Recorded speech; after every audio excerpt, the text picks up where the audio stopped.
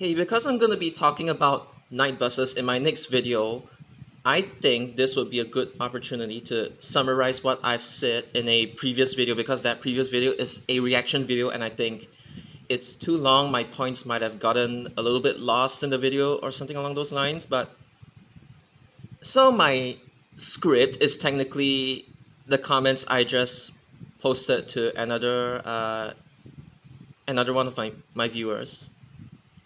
So I'm just gonna use that to summarize everything. So basically, these people in question, they go by the abbreviation called NUMTOT,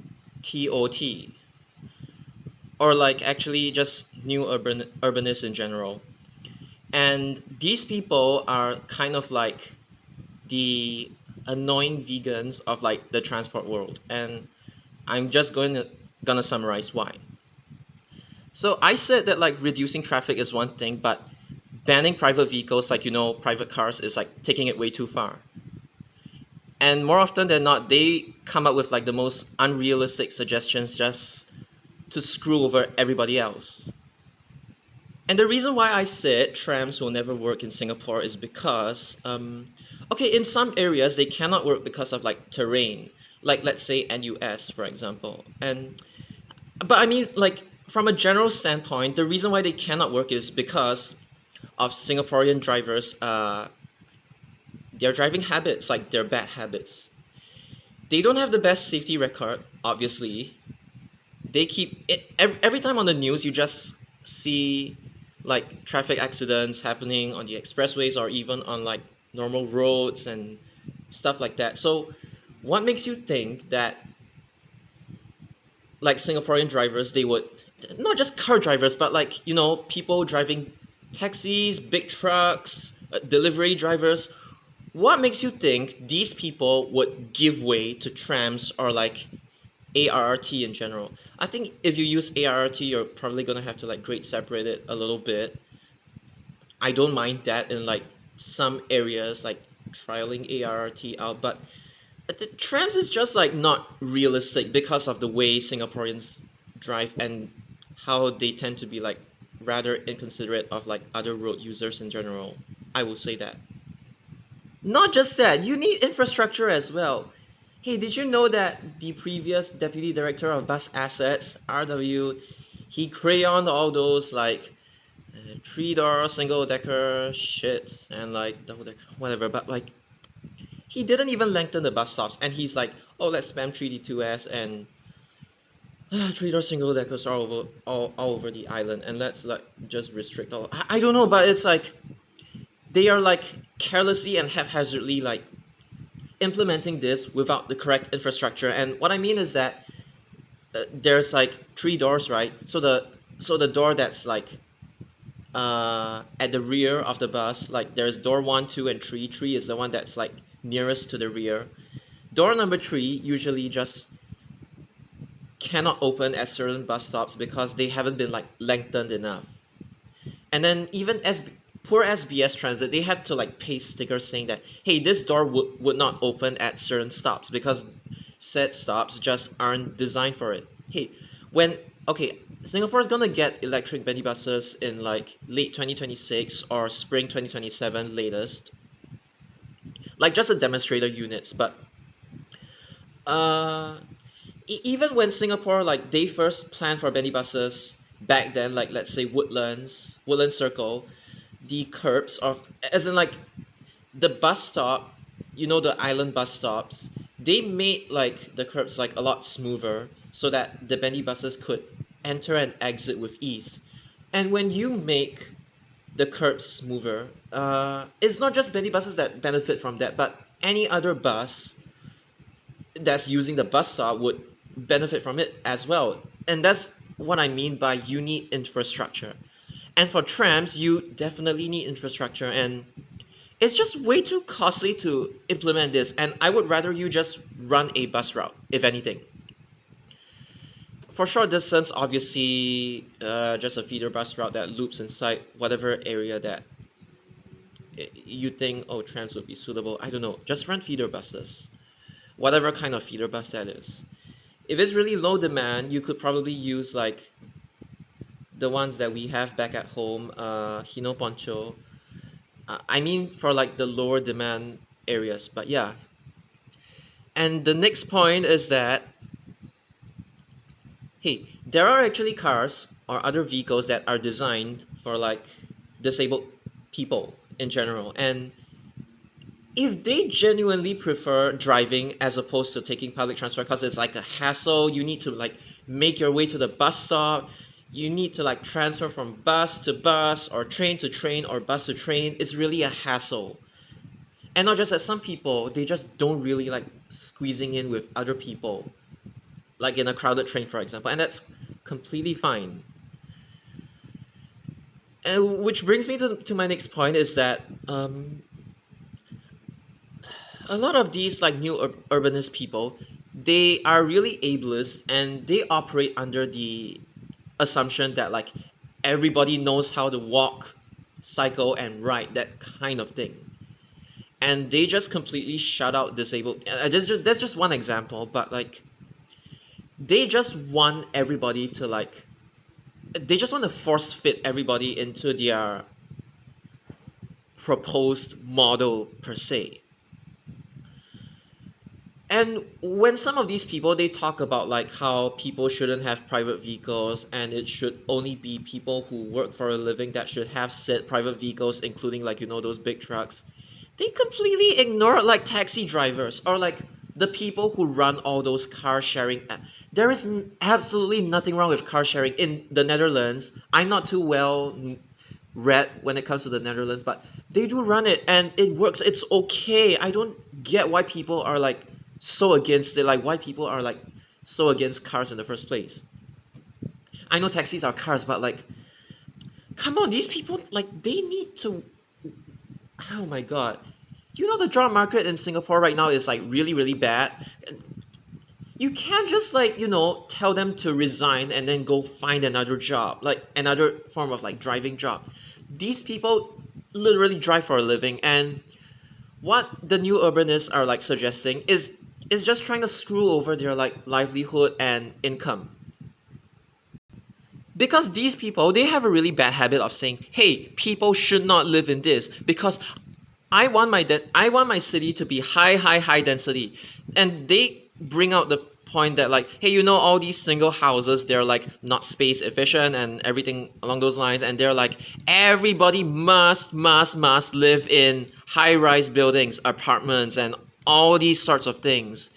And the thing is, even in Singapore, it's not like just full concrete. Yeah, I mean like most people are kind of like they have no choice but to live in apartments because single houses are really expensive, and then Singapore is like a tiny island, and then space is like really scarce and stuff like that. Yeah, I get it, but even Singapore they have like spaces dedicated to like, let's say, community parks, gardens and just open spaces in general.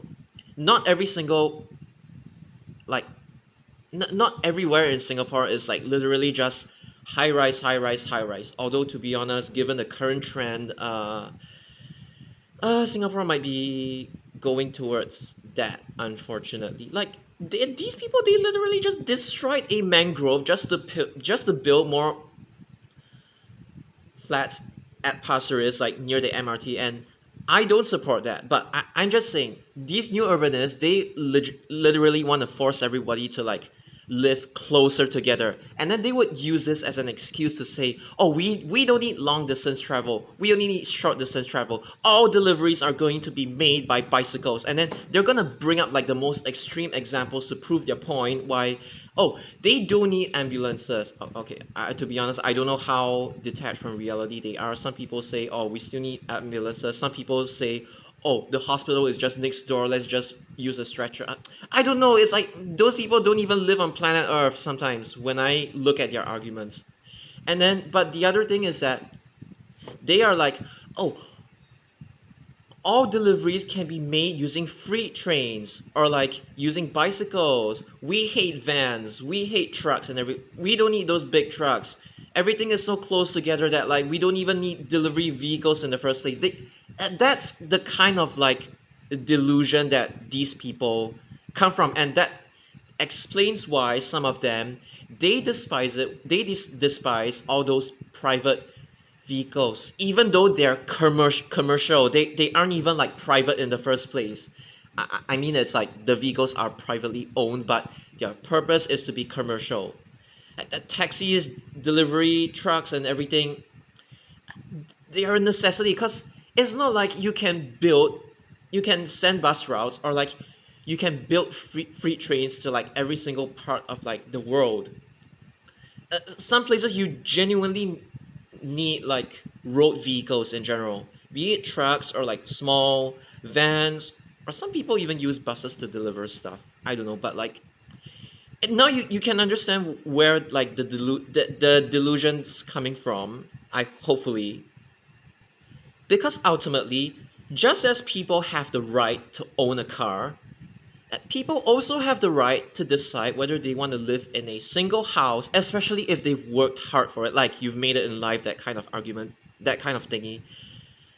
It's like they have the choice to decide whether they want to live in a single house or like live together with other people in like an apartment estate, stuff like that, condominium. Yeah, they have the choice, and I think people should be given the choice. It's all about choices. And the thing is, like, let's say you own a pet and then you want your like cat or dog, okay, maybe dog, because dogs, cause they're like more active. If you want your dogs to have more space to like roam around inside your house or like your backyard, although in the context of Singapore, I don't think any houses like really have a backyard or a lawn in the first place. It's mostly in other countries, I think. But yeah, people should be given the choice. Like, it is really unhealthy if you make everywhere high density and force people to live so close to one another. Just like in the case of Hong Kong's, those like really, really tall apartment buildings that are like so cramped, it's like borderline unlivable.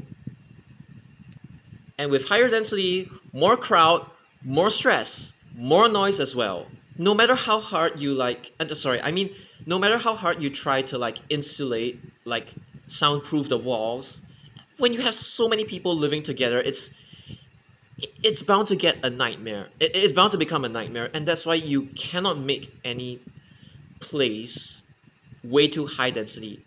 Urban sprawl, no matter how many new urbanists they try to hate on it, sometimes it's needed because people just want slightly bigger houses, they want a better quality of life, they just want to live in a quieter place. That's completely fine. Hey, if you live in a city, sometimes it can drive you insane. Not because like, oh, there are so many cars in this. No, just the noise alone coming from near the city areas, it's enough to drive you crazy. I will say this. And as you know, new urbanists, they have a tendency, I don't think it's all of them, but they have a tendency to hate on articulated buses, bendy buses, let's just say bendy buses. I've always been saying bendy buses, but just so you know, they are referring to articulated buses. They tend to say like, oh, articulated buses are like 18 meters and a fucking double-decker bus is only 12 meters and they are way more space efficient. I think everybody should be fit enough to climb to the upper decks, even if it's just for a short distance. These are the that's the kind of people that you're dealing with.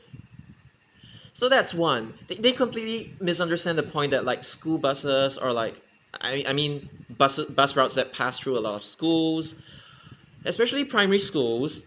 Secondary schools, I think most people they are like most people would climb to the top, especially for like medium distance. But I mean feeder buses, short distance buses, school buses, or whatever, anything that has like a lot of board alight, they are more suited for bendy buses if anything, or if a place has like height restrictions. But yeah, that's the number one thing. And number two is that they have this like really bad habit of saying that like anything that is long distance must be done by train. Like any commute that involves long distance travel must be done by train, and not even like you know short haul, what do you call that, sorry, domestic flights, short haul domestic flights. Okay, that's a bit too far, but they are like, hey, if you're traveling long distance, if you don't take the MRT, it's a crime, or if you don't take trains, it's a crime, and you are not allowed to take buses long distance. They have this bad habit as well, and there are a couple of like extremists like this in Singapore as well. So they are like, buses are only meant to be short distance, and they are only meant to feed people to the MRT, and then the MRT is meant for longer distances. They kind of bring out this like whole tier list, and the way that they push their point is that like the reason why this hub spoke, well, not really hub, even hub spoke in general isn't that extreme, but it's more of like they come up with the excuse that like, I'm sorry, it's unscripted. That's why I kind of struggle at certain parts. But like this video is unscripted. But what I'm trying to say is that they use higher order transit, the fact that like trains are higher order transit as opposed to buses, because they carry more people and because they're like so-called faster. They are the kinds that don't even know buses can go over 60 kilometers per hour, especially on the expressway. They hate on expressway buses, and they say everybody should squeeze inside the train. And without understanding that like technological or engineering constraints means that like your trains cannot be too close to one another. It has to have a minimum of at least like 118 seconds, the gap in between trains or something along those lines, in order for your trains to not even get strained to the core in the first place. So basically, with that being said, that they say that like, oh, trains are higher order transit, you're not allowed to run a long distance bus route regardless. But in the case of Singapore, where everything is so high density, and the fact that it's not possible to cover like every single area, whatever country, be it Singapore, Japan, Hong Kong, Taiwan, whatever, it's not possible to cover every single place with trains. And sometimes you can use buses as an alternative to like avoid the crowds or anything. And even some expressway buses, they are really popular because it's way more comfortable on a bus than on a train, especially if it's underground and all you see is just pitch black. You're like facing the other person. It's like really awkward. At least buses, you can see the view outside. They have windows, you know.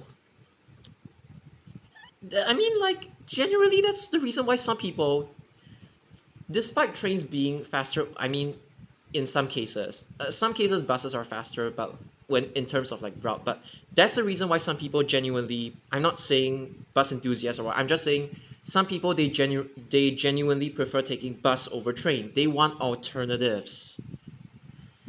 And they prefer taking buses even long distance because of like various reasons. It's more convenient, it's doorstep, something that trains don't offer. They prefer point to point direct connections. Obviously we're not going to be able to give like direct connections for like every single area, but we try to prioritize those areas that have higher demand. That's the reason why we run both trains and then we run both buses, and those buses, we prioritize what areas to like serve.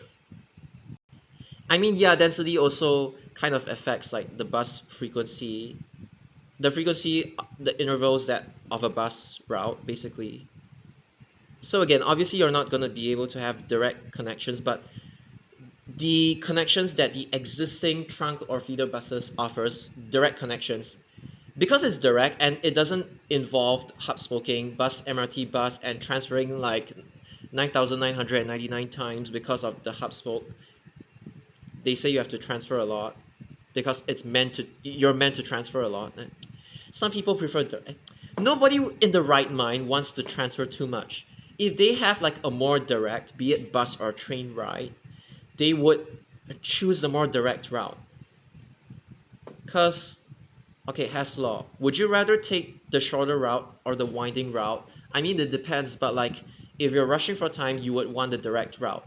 And that's the reason why 190972, they beat out Downtown Line, because they serve areas that do not have immediate access to Downtown Line. And those people, it doesn't make sense for them to hub spoke and inconvenience themselves. That's the reason why in a city context, you need to run both buses and trains. You cannot push people to trains, force people on board trains because they carry more passengers, or like they are higher order transit, that kind of thing. People who use this higher order transit and they just slap this definition in your face, do not take them seriously. Depending on the context, buses may work in some areas, trains may work in some areas, and sometimes it's a combination of both, or a combination of buses or a combination of trains. It depends on context, okay? It's not a one size fit all thingy. And the thing is, this is just a city context. I'm not even talking about like interstate travel or like cross-prefectural travel in Japan. Even for cross-prefectural travel in Japan, for the higher demand areas, like let's say for example Tokyo to Osaka, they have like expressway buses. Obviously, they are not like very frequent, and you have to book in advance or like stuff like. But the thing is that like at the very least, it's the same thing as flights. You have to book in advance, and you don't really have the luxury to like just reserve on the spot. You can only do so if you're lucky that the seats haven't all been taken or stuff like that. But it's like at least you have alternatives. From Tokyo to Osaka, at least you have short haul flights. You have Shinkansen. I'm not gonna say local rail because it takes like 8 to 9 hours by just local trains alone, including the waiting time, the transfer time. I have commuted from like Matsudo to Sendai before. It's like 8 to 9 hours. I've tried it before, but that's because I love it. I'm not really a big fan of Shinkansen. I want the local lines. Okay, but I'm just saying from Tokyo to Osaka, there are expressway buses. There with intermediate stops, of course. It's not just direct. Otherwise, it'll probably have like a lot less demand and probably wouldn't be able to sustain. So yeah, long distance expressway buses, short haul domestic flight, Shinkansen, bullet trains, or stuff like that. And there's even that like maglev train. In Japanese, they call that linear, which is like linear. I don't know why it's the maglev trains are called linear, but yeah, the Chuo Shinkansen. I know Shizuoka's government has like they have concerns about that, but I'm just saying that will be a thing in the future. I'm just saying. You give people alternatives. If they don't like the maglev train, they want to stick to the bullet train because it's like way more. I don't know, but it's like you give people options, okay? And the thing is that like, whilst it's not really that practical to run a bus from like let's say Aomori to Hiroshima or like Yamaguchi, I'm not saying that it's quite unsustainable. And that like in that context, Shinkansen is much better in the sense that like you just have to transfer at Tokyo. You take Tohoku Shinkansen and then you transfer to what's that called? The Tokaido Shinkansen. Then there's like Sanyo Shinkansen as well.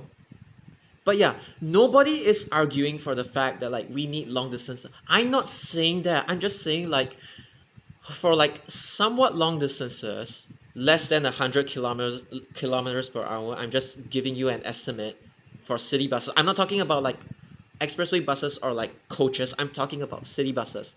Less than 100 kilometers. Okay, I hope I didn't accidentally say kilometers per hour. I mean less than 100 kilometers. Let's just use that as a rough estimate. Like kind of long distance bus services, medium distance bus services, short distance bus services. There is nothing wrong with running buses as opposed to trains. You don't necessarily need trains every single time, be it less than 100 kilometers. I mean, so whoever tries to shove that whole higher order transit to you is bullshit. The only reason why Japan needs to be like this is because their population density is like within the city area is like really really high, and that like kind of make that means that they have no choice but to keep spamming train lines because of how populated the city is. In fact, the less populated areas, just look at Mito in Ibaraki, or look at Osaka, look at Kyoto, or even Okayama, maybe Niigata. They run a lot of buses, and sometimes their buses can be even more frequent than the trains. And it's not all feeders, they have trunk routes as well. Anybody who tells you that buses in Japan are all feeder bus routes that link to the Emirate, don't believe them. They are wrong. Just because a bus passes by an MRT station doesn't mean they're a feeder bus route. Like, some of them are just trunk bus routes that happen to start from an MRT, happen to start from a train station and end at another train. They just happen to do so. And then don't tell me that, like, oh, Service 67 is a in Singapore is a feeder bus because it starts from Tampines, which has an MRT, and ends at Choa Chu Kang because it has an MRT, and because it parallels a lot of like the downtown line or east west line stations. Oh, it's a feeder bus. No, it's a trunk bus, you donut. So yeah, that explains this part. Sorry if I took too long.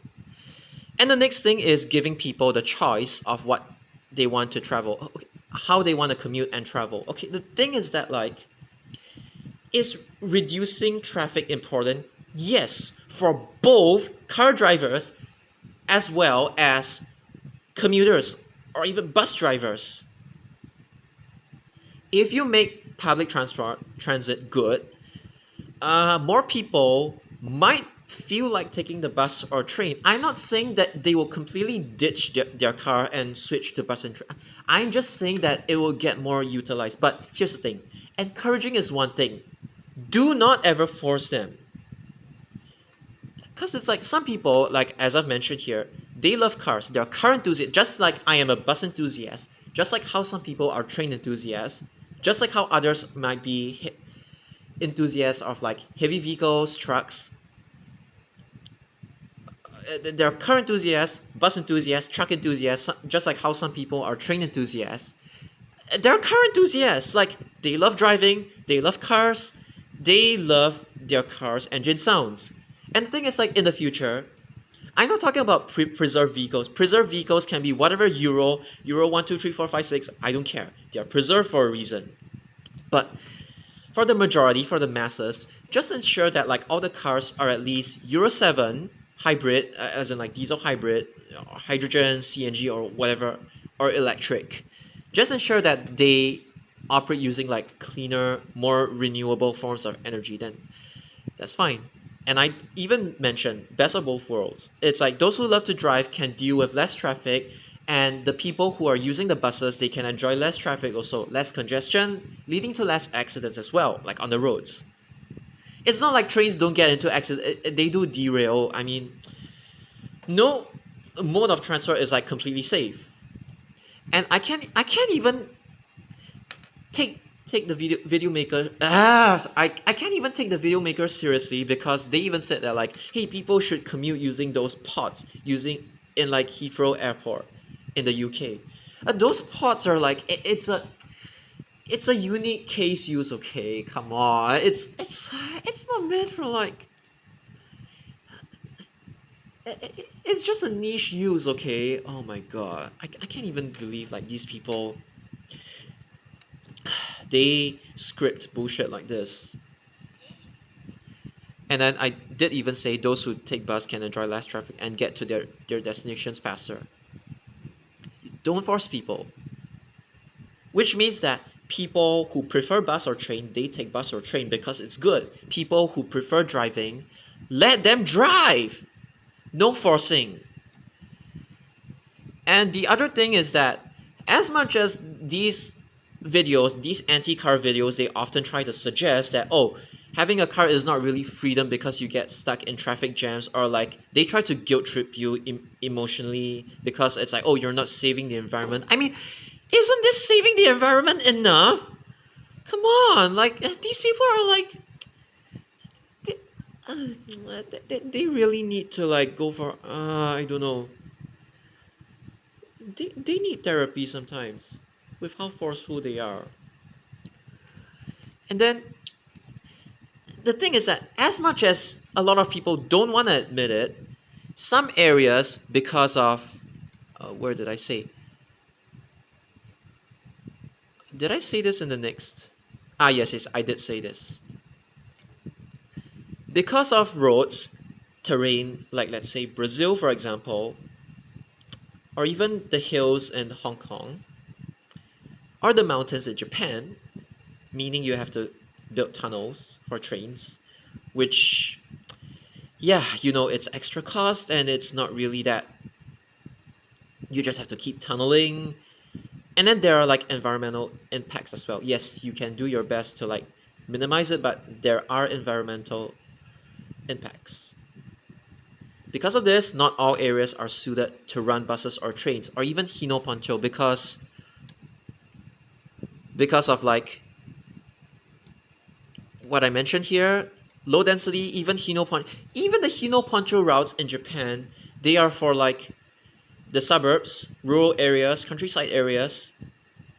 Sometimes they even replace their like standard 12, not really 12, but 10.6, 10.8, 10.6, whatever, 10-meter buses with like Hino Poncho because they're losing money. And it's mostly because like the population density there is not that high in the first place, and most of these Hino Poncho routes, they only run at like 1 hour, 2 hour frequencies, and I'm not even kidding, or like only a few departures per day.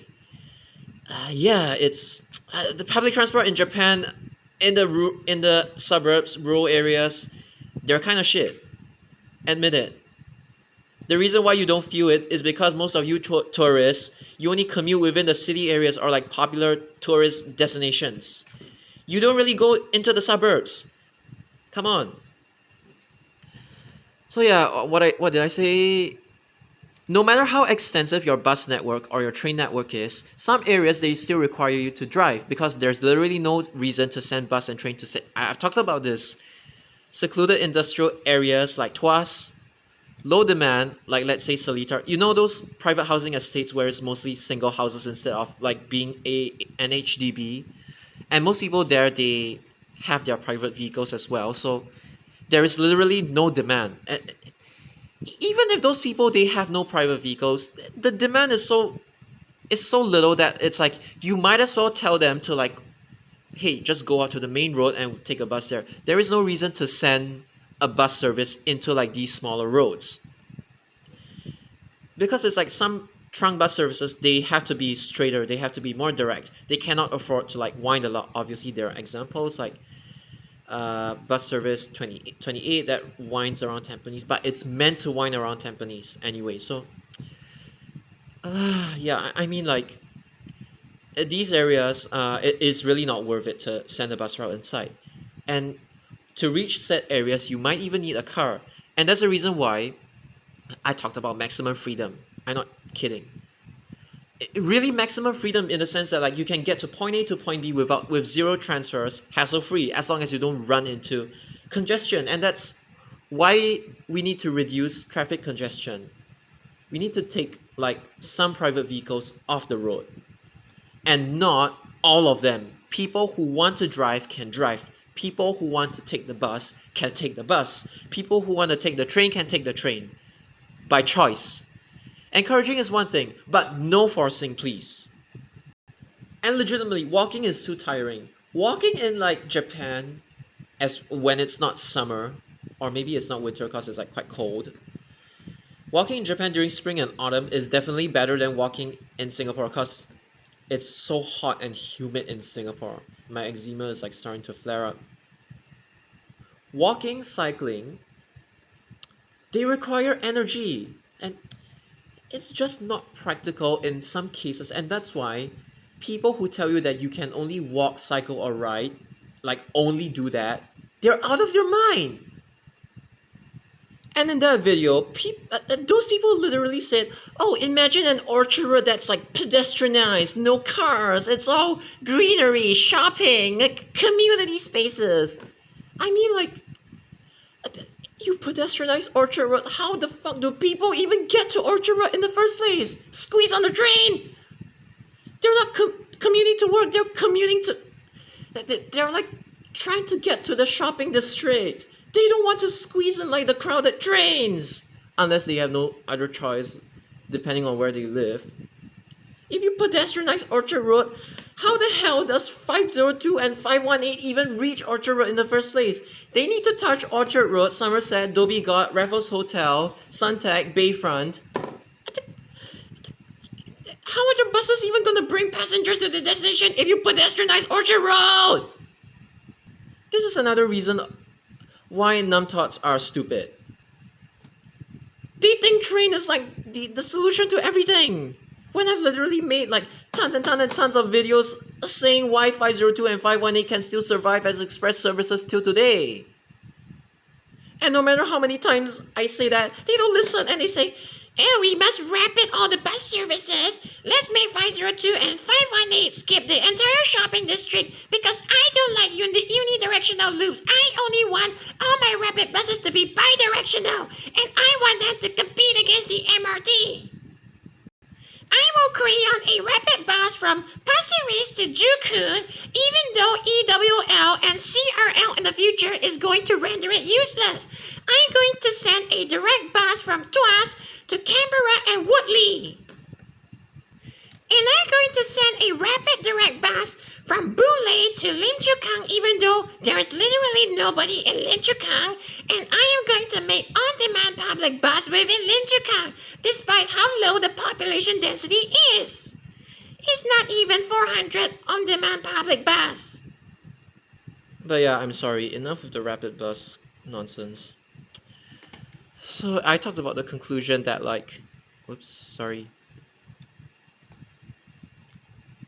this is something that no matter if you're a bus, a car, a truck, a train enthusiast, or a plane enthusiast, or whatever, but this is something that you cannot deny. If you have a car, you can commute anywhere you want that has roads. Unless you have an off-road car and then you can drive off the road. But that's the reason why 24/7 you can run car. You can commute to wherever you want to commute. Wherever you want to go. That's what is meant by maximum freedom. I'm not talking about your car getting stuck in traffic jams. That has got absolutely nothing to do with it. A car is maximum freedom. Especially when the road isn't crowded. Because you get from point A to point B direct with no hassle, as long as there are no traffic jams. But yeah, you get my point. And the thing is, you can run trains or buses 24/7. Some countries even have free public transport, but those are socialist countries. Your tax is 30 to 40%. You need to pay tax if you want everything to be free. You get what I mean? That's why people trying to make public transport free, they are more towards the how do you call it? It's democratic socialist or socialist side. It's more of your amenities are free, your healthcare is more or less free, except that you have to pay a certain fare. It's heavily subsidized, but in return you get a lot of taxes. But again, it's different systems. That's the reason why a lot of free public transport, be it bus or train, that's why in a lot of countries public transport is not free. I know there are a few exceptions, but that's the reason why anybody talks about free public transport, you kind of need to be prepared to block them off mentally or just shut them off. In the case that they don't know what you're talking about or what implications there are, such as raising the tag, okay, whatever, but and then there are night buses as well. Since my next video is going to be about night buses, my friend's suggestions, it's very limited. Night buses are technically niche catchment, and it's how do you put it? It's not everywhere are you able to run night buses just in the same logic, in the same fashion as daytime buses. You're not able to have adequate coverage. Even if you make the trade, even if, let's say, which is again my friend's kind of low-key crack suggestion, at night, not saying during the day, that at night you run the MRT only, you don't run the long distance bus services for BC welfare, of course, and then you run the overnight feeder buses. Again, you need to have enough manpower to even drive them in the first place. That's why it's mostly 20 to 30 minute frequencies for night buses, be it feeder or long distance. But even if you somehow manage to okay, this is all assuming that your train system is mostly GOA, grade of automation level 4, because 3 or below, you need manpower to still, you still need to man the train. For example, it's still manpower in a sense. In Singapore, yeah, maybe that can work because every single line except north, south, east, west line is and Sentosa monorail is like, I keep forgetting the name of that. Sentosa monorail is like, except that and north, south, east, west line, it's all GOA4, and that's the reason why you could and I'm saying theoretically, consider not running the long distance buses but running trains 24/7 and then running overnight feeder buses like 24/7. Yeah, you can consider that, but like, again, it's not going to have like the same kind of catchment coverage as like daytime buses. And that's why still a car is still maximum freedom in this case, because even in the case that you run 24/7 public transport, it still doesn't beat it. This statement still remains true. I'm not necessarily talking about traffic congestion. I'm just talking about this statement alone, which is this: something that a bus and train will never achieve, no matter how extensive or robust the bus slash train network is. And I don't know why a lot of people have like a fetish for this word, but okay, whatever. Yeah, that's pretty much it. So in conclusion, new urbanists are stupid and do not listen to them. Thank you.